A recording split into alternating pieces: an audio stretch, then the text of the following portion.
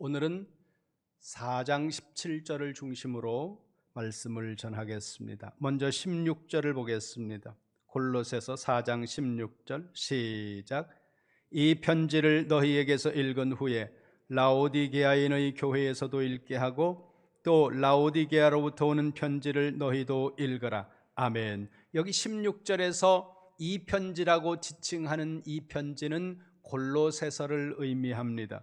바울은 로마의 감옥 안에서 골로새 교회 성도들에게 편지를 써서 그 편지를 두기고 편에 맡겨 골로새 교회에 전달하도록 했다는 거죠. 7절 봅니다. 4장 7절입니다. 시작.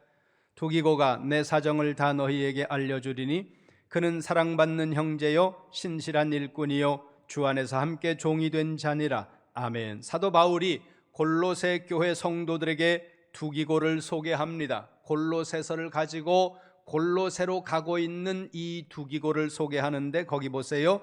사랑받는 형제이고 신실한 일꾼이고 주 안에서 함께 종된 자다. 여기서 특별히 신실한 일꾼이라고 했을 때 신실한이라는 이 단어는 사도 바울이 믿을 수 있는 사람이라는 뜻입니다. 8절로 갑니다. 시작. 내가 그를 특별히 너희에게 보낸 것은 너희로 우리 사정을 알게 하고 너희 마음을 위로하게 하려 함이라. 아멘. 내가 두기고를 특별히 골로새로 보내는 이유는, 그리고 맨 마지막에 보세요. 너희 마음을 위로하게 하려 함이라. 그러면서 9절로 갑니다. 시작. 신실하고 사랑을 받는 형제 오네시모를 함께 보내노니 그는 너희에게서 온 사람이라. 그들이 여기 일을 다 너희에게 알려주리라. 아멘. 두기고와 함께 동일하게 사랑받는 사람, 그리고 사도 바울이 믿을 수 있는 사람이라고 소개하면서 한 사람을 같이 보내고 있는데 그가 오네시모였다는 것입니다. 이 두 사람은 사도 바울이 써준 골로새서를 가지고 가슴에 품고 2000km 넘는 먼 거리를 걸어서 목숨 걸고 골로새로 가고 있습니다. 그렇게 도착한 편지를 16절에 보니까 골로새 교회 성도들 너희들이 먼저 읽은 후에 라오디게아 교회 성도들에게 이 편지를 읽도록 하라, 그렇게 말씀합니다. 그리고 16절 끝에 보세요. 라오디게아로부터 오는 편지를 너희도 읽어라. 이 말씀은 라오디게아 교회 성도들이 먼저 읽은 어떤 편지가 있다는 겁니다. 그러면 라오디게아 교회 성도들이, 골로새 교회 성도들이 아직 읽지 않은 편지, 그것은 어떤 것이었을까? 거기에 대해서 성경은 설명하고 있지 않습니다. 그래서 많은 학자들이 여기에 대해서 연구를 하고 의견을 제시하는데 대체로 세 가지 의견이 있습니다. 첫째는 에베소서였을 것이다. 두 번째는 분실된 어떤 편지였을 것이다. 세 번째는 라오디게아서라는 위경이 있는데 그것일 것이다. 이렇게 추측을 합니다. 그 중에서 가장 많은 지지를 받는 것은 에베소서였을 것이다 하는 부분에 대해서 신약자들이 가장 많은 지지를 보내지만 성경 내적 근거를 가지고 있는 것은 아니라는 거죠. 중요한 것은 그것이 어떤 편지였느냐 하는 것이 중요한 것이 아니라 회람에 있다는 겁니다. 무슨 의미냐 하면 사도 바울은 초대교회 성도들이 각 교회에 주신 편지, 각 교회에 주신 메시지가 있었는데 그 편지, 그 메시지는 그 교회 내에만 머무는 것이 아니라 이웃 교회들과 함께 그 메시지, 그 편지를 나누면서 교회들이 영적 유기체로 존재할 것을 주문하고 있다는 것입니다. 다시 말해 개교회가 하나하나의 교회들이 하나로 연합되어져서 큰 하나의 교회를 이루어가도록 하는 것, 그것이 성경적이라는 것입니다. 그러니까 교회가 지나치게 개교회 이기주의에 사로잡히는 것은 성경적이 아니라는 사실을 우리가 기억해야 됩니다. 여러분이 조금 전에도 이 예배를 시작하면서 신앙 고백을 할 때 그 사도신경 맨 뒤쪽으로 가면 이렇게 고백합니다. 거룩한 공회를 믿습니다. 거룩한 공회라는 단어가 나오는데 정확하게 번역하면 거룩한 공교회예요. 그리고 공교회라는 의미는 하나의 교회라는 거예요. 예수 그리스도의 피로 사신 거룩한 정상적인 모든 교회는 카톨릭, 하나의 교회라는 거예요. 우리는 구교를 카톨릭이라고 말하는데 그건 조금 잘못된 표현이고, 카톨릭이라는 단어는 하나의 거룩한 회라는 겁니다. 그러니까 침례교가 됐든 장로교가 됐든 어떤 교회가 됐든 그 교회가 바른 하나님의 말씀 위에 정상적으로 서 있는 교회라면 모든 교회는 하나의 교회라는 것을 우리가 믿는다. 이렇게 우리는 매 주일마다 예배할 때 신앙 고백을 하고 있다는 거죠. 따라서 우리는 어느 한 교회, 그 한 교회의 지나친 개교회 이기주의적인 사상에서 사로잡히면 안 된다는 것입니다. 17절로 갑니다. 오늘 본문 17절 같이 봅니다. 시작. 아키뽀에게 이르기를 주 안에서 받은 직분을 삼가 이루라고 하라. 아멘. 17절로 오면 우리에게 익숙하지 않은 이름 하나가 나옵니다. 거기 보세요. 아키뽀라는 사람이에요. 이 아키뽀라는 사람이 어떤 사람이었는지에 대해서 성경은 설명하고 있지 않습니다. 그런데 이 아키뽀라는 이름이 성경에 한 번 더 나온다는 거죠. 빌레몬서로 갑니다. 뒤쪽으로 가면 빌레몬서 있습니다. 빌레몬서 1장 2절입니다. 시작. 자매 아비아와 우리와 함께 병사된 아키뽀와 내 집에 있는 교회에 편지하노니. 아멘. 거기 2절에 아키뽀라는 이름이 한 번 더 나오는데 빌레몬서에서도 여전히 설명하고 있지 않습니다. 다만 문맥을 보면 이렇게 되어 있습니다. 1절 2절 다시 봅니다. 1절부터 시작. 그리스도 예수를 위하여 갇힌 자 된 바울과 및 형제 디모데는 우리의 사랑을 받는 자요 동역자인 빌레몬과 자매 아비아와 우리와 함께 병사된 아키뽀와 내 집에 있는 교회에 편지하노니. 아멘. 거기 2절에는 아키뽀를 수식하는 문구가 있습니다. 뭐라고 수식합니까? 우리와 함께 병사된 아키뽀. 이 말씀은 복음의 동역자들을 지칭하는 바울의 표현일 뿐만 아니라 복음을 위해 함께 싸우는 사명적 지도자들을 일컫는 단어였다는 겁니다. 그런데 1절 2절에 나오는 사람들의 이름과 그 이름을 수식하는 문구를 한번 눈으로 보세요. 사랑받는 동역자 빌레몬, 자매 아비아, 함께 군사된 자 아키뽀, 내 집에 있는 교회. 여기서 내 집에 있는 교회라는 이 표현은 당시 가정교회를 지칭하는 문구였다는 것입니다. 같은 가정 단위 안에서 함께 언급되고 있는 여기에 나오는 이 1절과 2절에 나오는 이 사람들의 이름은 가정교회를 지칭하는 이름과 함께 나왔기 때문에 이들은 가족이었을 것이다. 우리는 이렇게 추정한다는 거죠. 그래서 빌레몬이 남편이고 아비아가 부인이고 이들 부부의 아들이 아키뽀였을 것이다. 이렇게 추정해서 해석을 하는 분들이 많이 있습니다. 초기 기독교 교부들은 대체로 이런 설교를 많이 했다는 거죠. 하지만 성경에 근거 있는 것은 아닙니다. 다만 상당한 추정의 근거들을 가지고 있는 것은 사실이라는 거죠. 다시 오늘 본문 골로새서 4장 17절로 돌아와 보겠습니다. 다시 한번 봅니다. 시작. 아키뽀에게 이르기를 주 안에서 받은 직분을 삼가 이루라고 하라. 아멘. 그렇다면 이제 여기서 질문을 해보시기 바랍니다. 이 17절의 말씀, 아키뽀에게 주는 이 17절의 말씀은 격려일까 아니면 책망일까? 여러분이 한번 생각해 보시기 바랍니다.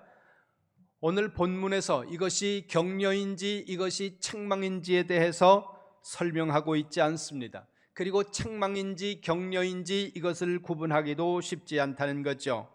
그런데 책망으로 보는 사람들도 있고 신학자들 중에 격려로 보는 사람들도 있다는 거예요. 이 말씀을 책망으로 보는 대표적인 사람들은 초기의 교부들과 웨슬리라는 분이 이 말씀을 책망으로 이해했다는 겁니다. 이들이 책망으로 보는 것은 이 말을 아키뽀에게 직접 하지 않고 골로새 교회 성도들에게 말하면서 너희들이 말해라, 아키뽀에게 직분을 삼가라고 이렇게 말해라, 이런 문장의 구조로 되어 있기 때문에 이것은 책망이었을 것이다, 이렇게 해석을 하는 거죠. 그리고 맨 앞에 부분을 보면, 이 17절 맨 앞에 부분을 보면 헬라어로 이렇게 되어 있습니다.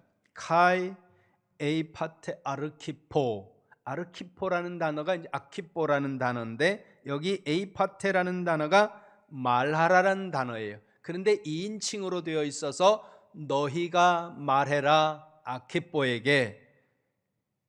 그러니까 골로새 교회를 통해서 아키포에게 말하고 있습니다. 바울이 직접 말하고 있지 않고. 또 하나의 근거는 골로새서 2장 8절입니다. 2장 8절 잠시 앞으로 가서 보겠습니다. 골로새서 2장 8절 말씀 시작. 누가 철학과 헛된 속임수로 너희를 사로잡을까 주의하라. 이것은 사람의 전통과 세상의 초등학문을 따름이요 그리스도를 따름이 아니니라. 아멘. 맨 앞에서부터 보세요. 누가 철학과 헛된 속임수로 너희를 사로잡을까 주의하라. 거기 주의하라라는 단어가 블레페라는 단어가 쓰여졌습니다. 이 단어가 주의하고 경계하고 이런 의미로 쓰였다는 거죠. 조심해, 이런 의미로 쓰였다는 거예요. 그런데 골로새서 4장 17절에도 같은 블레페라는 헬라어가 동일하게 쓰였습니다. 그래서 이 말씀을 책망으로 이해하는 사람들이 있다는 겁니다. 그런가 하면 이 말씀을 격려로 해석하는 사람들이 있습니다. 그 대표적인 사람이 칼빈입니다.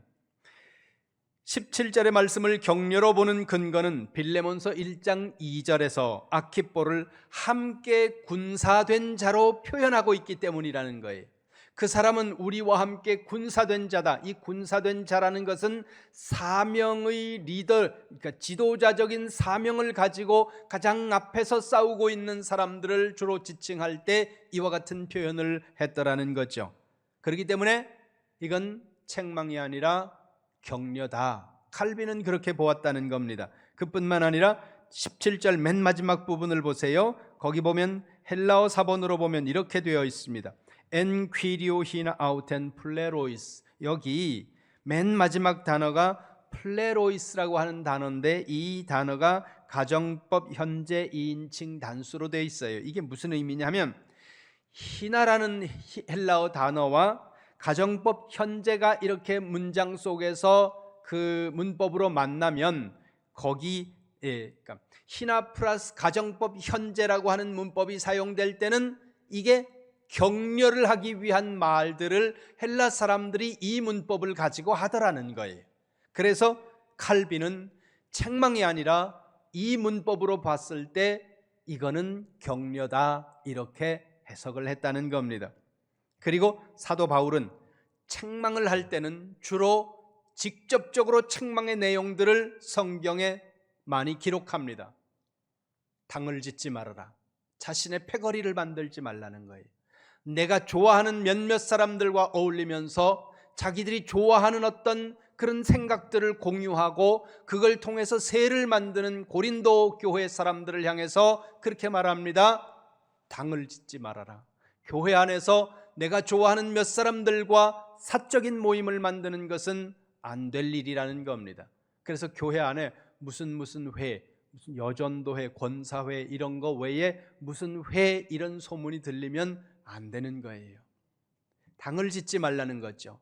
그리스도파, 바울파, 아볼로파, 게바파 이런 것조차도 해서는 안 된다. 바울이 말하고 있다는 겁니다. 그래서 직접적으로 어떤 책망을 할 때는 그 책망의 내용을 명시적으로 사도 바울이 대체로 기록하고 있는데, 그렇지 않기 때문에 이것은 격려이다. 칼빈은 이런 쪽으로 해석을 했다는 겁니다. 그런데 이것도 역시 명시적으로 설명하고 있지는 않습니다.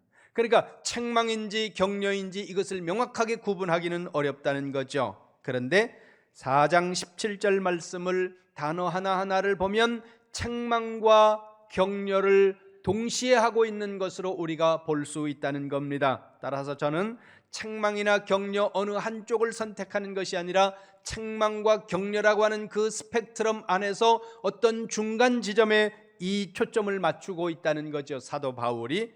그러니까 책망과 격려의 의미를 다 담고 있다는 것입니다. 그렇다면 사도 바울이 지금 이 17절에서 말씀하려고 하는 핵심 메시지는 뭘까요? 17절을 다시 한번 봅니다. 골로새서 4장 17절 같이 봅니다. 시작. 아키뽀에게 이르기를 주 안에서 받은 직분을 삼가 이루라고 하라. 아멘. 여기 17장 문장에서 목적어를 여기서 찾으셔야 돼요. 목적어가 여러분들은 보시기에 뭐라고 생각하십니까? 거기 한번 문장을 쭉 보세요. 여기서는 동사보다 목적어를 찾아야 되는데 여기서 direct object라고 할 수 있는 직접 목적어라고 할 수 있는 단어는 직분을, 이 단어가 목적어입니다. 그렇다면 이 직분과 관련하여 사도 바울은 무엇인가를 말하고 있다는 겁니다. 이 직분을 중심으로 해서 나머지 단어는 그 직분과 관련된 것을 지금 이야기하면서 아키뽀에게 말하는 것이고, 그리고 2차적으로 이 메시지는 2000년의 세월을 건너와서 우리에게 오늘 말씀하고 있다는 거죠. 그렇다면 사도 바울이 직분과 관련하여 첫 번째로 하는 말씀이 뭘까요? 그것은 주께 받은 것이라는 사실입니다. 거기 보세요. 주 안에서 받은 직분, 이렇게 말합니다. 여기 이 부분을 헬라어로 보면 파렐라베스라는 단어를 사용했습니다. 이 단어는 위에서 아래로 전달받다, 그런 의미를 가지고 있는 헬라어 단어입니다. 여기서 여러분들이 반드시 기억하시기 바랍니다. 무엇을요? 직분은 어떤 과정과 어떤 방법을 통해 내게 주어졌든지 그 직분은 주 안에서 나에게, 위에서 아래로 하나님이 나에게 주신 직분이라는 사실을 여러분들이 기억하시기를 주님의 이름으로 축원합니다. 이 사실을 잊는 순간 여러분은 잘못된 길로 가기 시작하는 거예요. 이걸 여러분들이 머릿속에 다 기억하고 계시기 바랍니다. 그렇다면 이와 같은 직분은 위로부터 주어지는 것인데, 그러면 어떤 방법을 통해 주어지느냐 하는 거예요. 디모데전서로 갑니다. 디모데전서 4장 14절입니다. 디모데전서 4장 14절 같이 봅니다. 시작. 내 속에 있는 은사 곧 장로의 회에서 안수받을 때에 예언을 통하여 받은 것을 가볍게 여기지 말며. 아멘. 거기 보세요. 내 속에 있는 은사. 그러면 여기서 은사라는 단어가 지칭하고 있는 것이 뭘까요? 우리는 은사 그러면 방언 이런 것만 먼저 떠오릅니다. 그런데 여기서 말씀하고 있는 이 은사는 그런 것을 이야기하는 것이 아니라 디모데에게 주어진 목회적 직분을 의미한다는 거예요. 그러면 이 목회자의 직분이 어떻게 주어졌는지를 지금 설명하는 겁니다. 14절 다시 보세요. 눈으로 보세요. 장로의 회에서 안수받을 때 예언을 통하여 받았다. 장로의 회에서 안수를 통해서 디모데의 목회직이 주어졌다는 겁니다. 그러니까 사도 바울이 살던 1세기 당시에 이미 공회를 통해서, 그 공회의 안수를 통해서 목회자가 세워지고 있었다는 거예요. 그게 누구예요? 디모데라는 겁니다. 물론 여기서 말씀하고 있는 장로의 회라는 이 장로라는 명칭은 오늘날의 장로님들을 이야기하는 것은 아니라는 거죠. 왜냐하면 베드로가 자신을 장로로 소개하고 있기 때문이라는 것입니다. 따라서 오늘날의 장로회와 조금 다르다는 것을 여러분들이 기억하시고요. 어찌됐든 목회자들을 통한 공회를 통해서, 안수를 통해서 디모데가 목회자로 세워졌다는 겁니다. 그러니까 방법은 목회자들의 모임에서 안수를 통해 목회자가 되었지만 디모데가 본질적으로 그 직분은 주님께서 위에서 아래로 주신 직분이라는 사실을 잊어서는 안 된다는 겁니다. 여러분들이 교회 안에서 권사님이 됐든 성가대가 됐든 교사가 됐든 목회자가 됐든 아니면 장로님이 됐든 누가 됐든 그 모든 직분이 어떤 상황 속에서든 여러분에게 주어졌을 때 그것은 주님이 위로부터 여러분들에게 주신 직분이라는 사실을 기억해야 된다는 거예요. 자, 그러면 이제 두 번째로 우리가 생각해야 될 부분이 있다는 거예요. 이 직분과 관련하여. 그것은 이 직분을 행함에 있어서 어떻게 행해야 될지를 말씀하는 것인데 4장 17절을 다시 보세요. 거기 직분이라는 단어 뒤에 삼가라라는 단어가 나오고 있다는 겁니다. 우리가 두 번째로 기억해야 되는 것은 이 직분을 삼가는 것입니다. 고린도전서 10장 12절 말씀 같이 봅니다. 시작. 그런즉 선줄로 생각하는 자는 넘어질까 조심하라. 아멘. 거기 12절에서 맨 마지막에 조심하라라는 단어가 골로새서 4장 17절에서 삼가라는 단어로 번역된 단어와 똑같이 블레포라는 단어가 쓰였다는 겁니다. 고린도전서 10장 12절에서는 조심해 이렇게 번역을 했고 골로새서 4장 17절에서는 삼가라 이렇게 번역을 했다는 겁니다. 그러니까 이게 무슨 의미예요? 조심하라는 경계의 말씀을 하고 있다는 것입니다. 이 블레페라는 단어가 현재 명령법으로 쓰였습니다. 골로새서 4장 17절에서 그건 현재 명령법이라는 이 의미는 한 번 조심하는 것을 의미하는 것이 아니라 항상 지속적으로 습관적으로 계속 조심하는 것을 의미한다는 거예요. 그러니까 한 번만 조심하면 끝나는 게 아니에요. 계속 끊임없이 그가 그 직분을 가지고 있는 동안 조심해야 된다고 말씀하고 있다는 거죠. 여러분, 교회의 직분은 조심해야 되는 직분이에요. 이 직분을 조심해 사용하지 않으면 우리는 이 직분 때문에 우리 스스로가 비극적인 일을 만날 수도 있다는 사실을 기억해야 된다는 겁니다.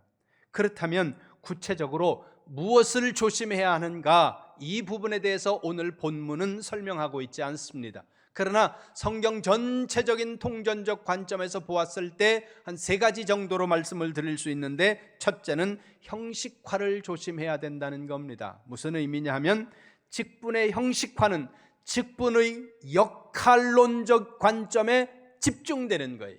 이 직분은 역할을 감당해야 되는 게 맞아요. 그런데 이 직분이 역할에만 집중하게 되면 빗나간다는 거예요.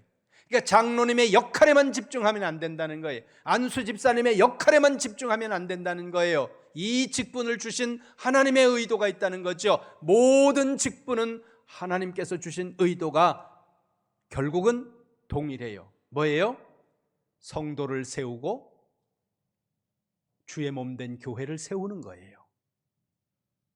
사람을 넘어지게 하고 상처 주고 시험 들게 하는 것이 아니라 섬김이라는 거예요. 가장 본질이 섬김이에요. 그런데 그 역할이 장로님이고 권사님이고 안수집사님이고 목사님이고 교사이고 성가대고 이런 역할이 있는데 그 역할에만 치중하면 형식화라는 오류에 빠지게 된다는 겁니다. 두 번째는 세속화를 경계해야 됩니다. 세속화라는 것은 세상의 기준과 세상의 목표를 이루는 어떤 그런 관점을 가지고 이 직분을 행하려고 하면 안 된다는 거예요. 그래서 여러분들이 많이 배운 분들 혹은 많이 아는 분들 혹은 큰 교회에 계신 분들이 이렇게 이야기하는 경우가 있다는 거죠. 세상도 그렇게는 안 해요. 세상은 그렇게 안 해요. 교회에 세상의 기준을 가지고 들어와서 이야기하려고 하지 말라는 거예요. 교회는 세상과 다르다는 거예요. 세상의 기준, 세상의 어떤 잣대, 세상의 목표, 이걸 가지고 그 일들을 이루기 위해서 여러분이 받은 직분을 사용하려고 한다면 여러분은 그 일로 인해서 하나님이 기뻐하지 않는 현실을 마주하게 될 것이라는 겁니다. 그래서 세속화를 조심해야 된다는 거죠. 그리고 직분의 방기를 경계해야 된다는 겁니다. 방기라는 단어는 많이 안 쓰는 단어인데, 이 방기라는 단어가 뭐냐면 내팽개쳐지는 거예요. 내팽개치는 거예요. 힘들다고 성가대 하다가 바쁘고 그러니까 내팽개쳐요. 교사하다가 그냥 내팽개쳐요. 이건 안 된다는 거예요. 나에게 주어진 이 직분이 위로부터 나에게 주어진 직분이라고 생각한다면 적어도 그렇게 팽개칠 것은 아니라는 거죠. 그래서 우리가 그냥 쉽게 그것을 등 뒤로 던져버리는 오류들을 범한다는 겁니다. 교사를 맡았습니다. 1년은 가지고 가 있죠. 적어도. 여러분들을 바라보고 있을 어린아이들과 청소년들, 어느 순간 선생님이 예배드리고 성경을 가르쳐 주시는데 어느 순간 갑자기 다음 주부터 안 나와 말도 없이 아이들의 뇌리 속에 이 교회의 선생님이라는 교사라는 위치, 그리고 교회에서 하는 일들, 그 일들이 이 아이들 뇌리 속에 어떻게 각인되겠느냐, 그거예요. 그냥 던져버려도 되는 거예요. 우리 선생님 안 나오던데? 안 나와도 돼. 이렇게 생각하는 거예요, 아이들이.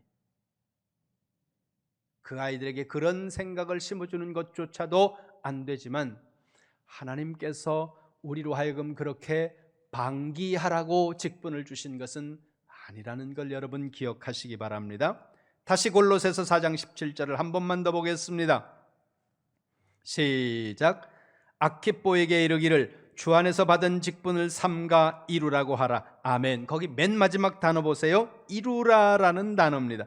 바로 앞에는 삼가라는 단어가 있고 삼가라는 단어를 통해 바울은 경계해야 할 것을 말씀했다면 맨 마지막에 이루라는 단어를 통해서는 적극적이고 보다 긍정적으로 행해야 하는 것을 말씀하고 있다는 겁니다. 이 단어가 플레로라고 하는 단어인데 이 단어는 채우다라는 의미를 가지고 있는 단어입니다.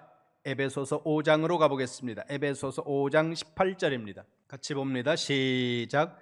술 취하지 말라. 이는 방탕한 것이니 오직 성령의 충만함을 받으라. 아멘. 거기 맨 마지막에 보세요.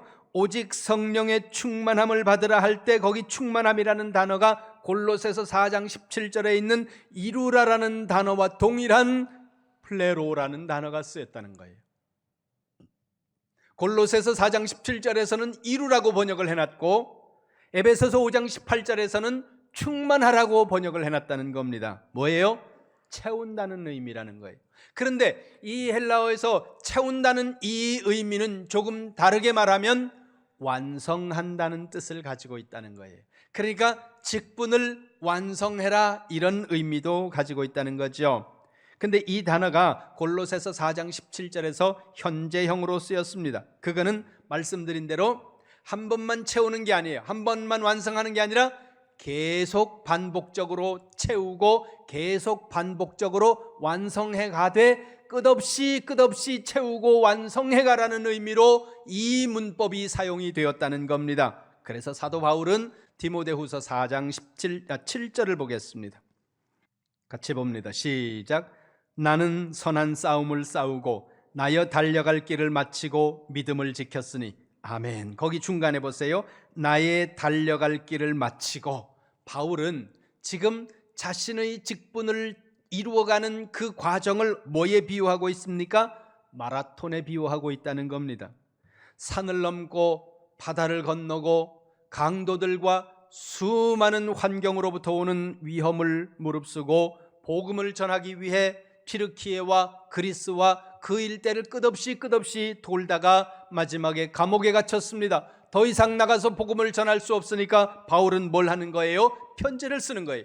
편지를 써서 그 편지를 통해서 복음을 전하는 겁니다. 뭐 하는 거예요? 내게 주어진 내 환경 속에서 지금 가서 전하는 건 안 되니까 편지를 통해서 복음을 전하는 거죠. 뭐예요? 숨이 멎는 그 순간까지 그는 자신의 직분을 이루기 위해서 완성하기 위해 끝까지 노력했다는 거예요. 그래서 내가 달려갈 길을 마쳤다. 이 마쳤다는 의미는 뭐예요? 죽음에 직면해 있다는 겁니다. 그러니까 여러분, 죽음에 직면하는 그 순간까지 여러분에게 주어진 그 직분을 감당함에 있어서 멈춤이 없어야 된다는 거예요. 어떤 분들은 그래요? 새로 오신 분들이 막 열심 내면 뒤에서 조금 원록격 되는 권사님들이 이렇게 앉아가지고 이렇게 보다가 누군 뭐 옛날에 그런 적 없나? 이거 안 되는 거예요.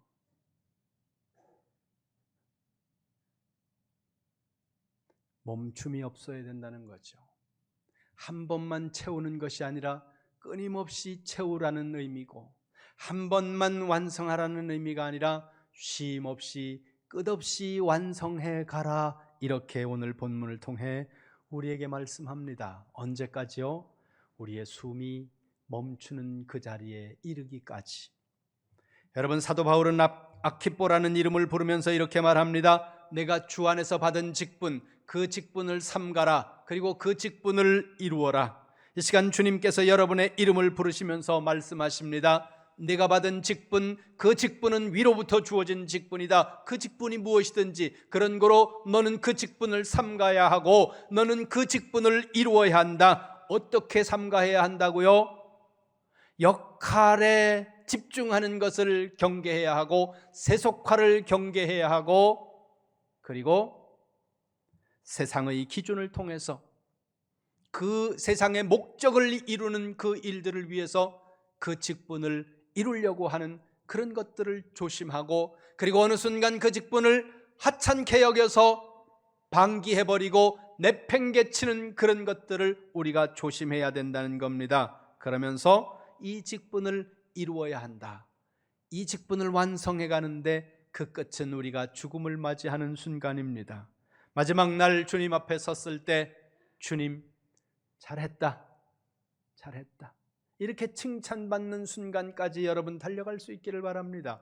꽤 전에 여러분들이 보셨을 영화인데 저도 그 영화를 동영상으로 봤던 것 같아요.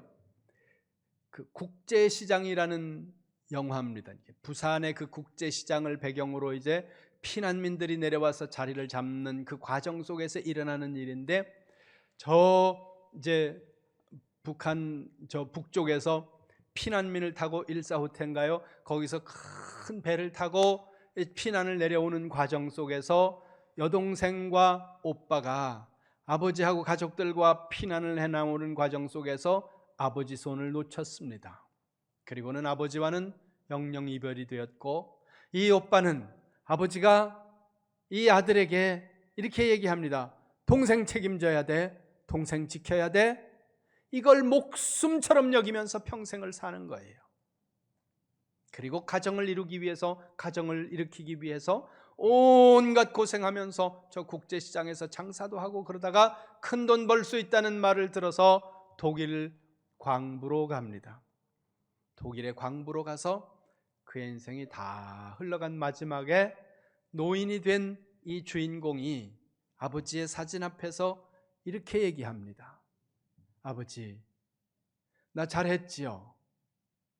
그러면서 마지막에 그 사진 앞에서 울면서 이렇게 마지막 대사를 합니다. 그런데요, 아버지, 힘들었습니다. 여러분, 여러분에게 주어진 그 사명의 길, 여러분에게 주어진 그 직분의 길을 달려가는 일들이 쉽지 않을 거예요. 교회에서 하나님이 주신 그 직분뿐만 아니라 여러분 인생 자체가 쉽지 않을 겁니다. 힘들 거예요. 때로 고통스럽고 때로 가슴 아픈 일들도 있을 것이고 그러나 그 모든 것들을 다 견디면서 삶과 그 직분을 이룬 후에 주님 앞에 섰을 때 주님 나 힘들었습니다. 그런데 잘했죠. 주님이 여러분들에게 잘했다. 그런 칭찬의 음성을 듣는 날까지 달려가는 길을 멈추지 마시고 힘써 믿음의 경주를 하시기를 주님의 이름으로 축원합니다.